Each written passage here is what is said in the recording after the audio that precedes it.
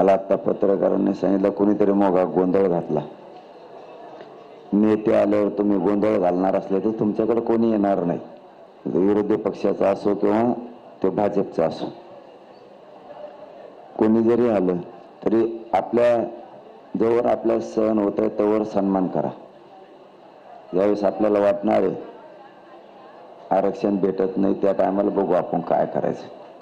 पण सध्या कोणत्याही विरोधी पक्षाचा, राष्ट्रवादी, काँग्रेस, भाजप, शिवसेनेचा कोणाचा आला तर काही पोरानं त्याला इथून पुढे माघारी बोलू नका. त्याला सन्मान आला सन्मानानं वाटा लावा. ते गोंधळ घालणारे बी कोण आहे तेही बघावं लागेल आपल्याला. व्हिडिओ असेलच त्याचा. सरकारने पाठवलेले आहेत का? मी मागच सांगितलं ते सरकार दंगल घडणार आहे. माझे पोर असं करत नाहीत. ते सरकारचेच असू शकतात तेव्हाच ते असं करतात. म्हणजे त्यांना ते घडूनच आणायचं आहे. त्यामुळं पोरं सावध राहा. कोणता नेता आला त्याला त्रास देऊ नका. थोडे सावध राहा. बाकी मी सगळं बघतो. मी यांची पाठपुराला पक्का